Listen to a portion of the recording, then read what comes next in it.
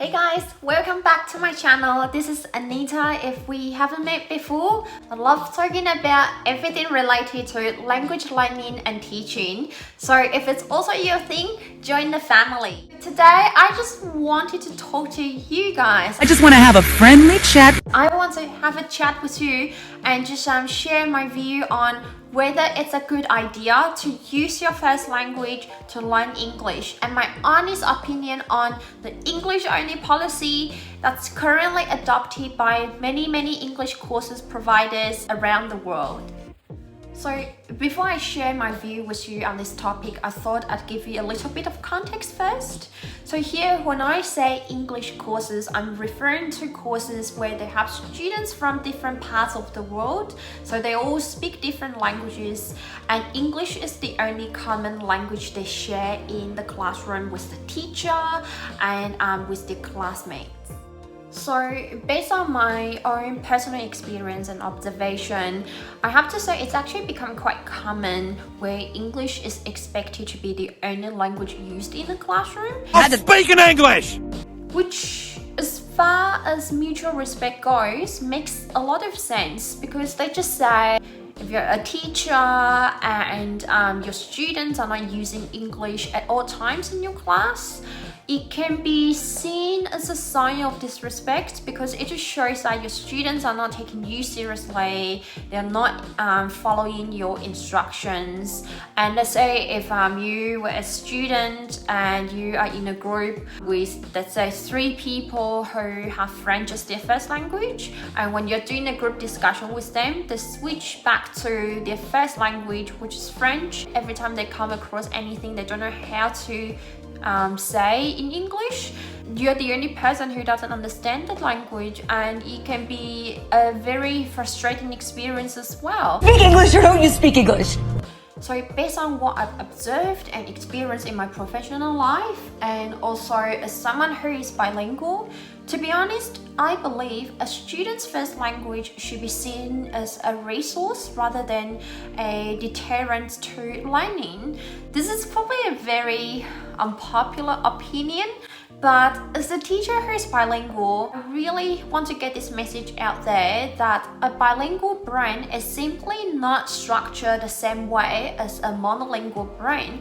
Doesn't matter how hard I try, all the knowledge that I attain in Mandarin or about Mandarin will always be part of me. So if it's always going to be part of me, why shouldn't I use this as a resource when I learn a new language? Why do I have to avoid it as if it brings world destruction? Do it! Don't do it! You'll kill everyone! And when I'm talking about I use this as a resource, by no means do I mean constantly Google translating everything. I've seen students translate the entire academic article to their own language and just read the articles in their own language instead of in English, which, to be honest, kind of frustrates me, and it really defeats the purpose of learning. So no, that's not what we're talking about here. That's not what I'm talking about. What we're talking about here is, let's say if you come across a difficult word, when you look up the word in an English to English dictionary, you still don't understand the word, check the meaning in Mandarin, which would be able to give you like a more accurate understanding of the word. So I don't think there's anything wrong with that. Some English only teachers are very strict about it and will restrict dictionary use and not allow more advanced students to just like give a very quick explanation in their first language to a super confused student. I personally haven't really used Mandarin in my own classroom, but I do allow students to refer to their first language every now and then as a resource. We will talk a bit more about how I implement this in my classroom. And the second reason why I think letting students use their first language in moderation in a classroom is a good thing is because when dealing with human beings, the more you say don't do it, the more likely we're going to break the rules and do it, right? Do it! Don't do it! I mean, it's just human nature. Give people nothing to rebel against. Don't get me wrong, it's super frustrating for a teacher when you're teaching English in English, but your students just can't seem to stop using their first language.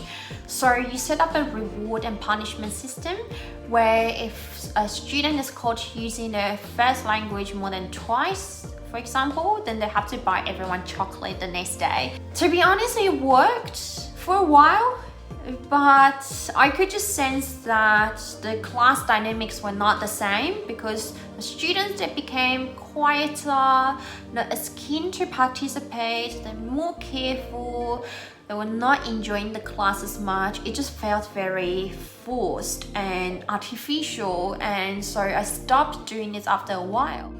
So what does this mean for teachers? Two things I would say. The first one, respect what your students bring to the class. While students need to be given the opportunity to use English actively, your students come to your classroom already able to express themselves in their first language. And this language often represents who they are as a person. And when you're saying they can't use a language other than English in the classroom, which, yes, makes a lot of sense, but at the same time, you are temporarily stripping them of those aspects that make them so special. I think it's always a good idea to let them share their language with each other in the classroom and with you from time to time. Now, the second thing that I suggest is schedule in some mental breaks every now and then. So anyone who's learned a second language before will know that it's super exhausting having to speak, write, think in your second language for an extended period of time when you haven't reached a certain level of fluency. So I normally allow my students a cognitive break where they can go and check the words in their first language and discuss certain questions and concepts in their first language for like 5 minutes, and then when they come back from the break, then they can try to explain to me the understanding in English if possible. So normally that's the learning contract that I have in place with my students. So I, for one, fully support the approach of fully immersing yourself in the language that you'd like to learn 100%.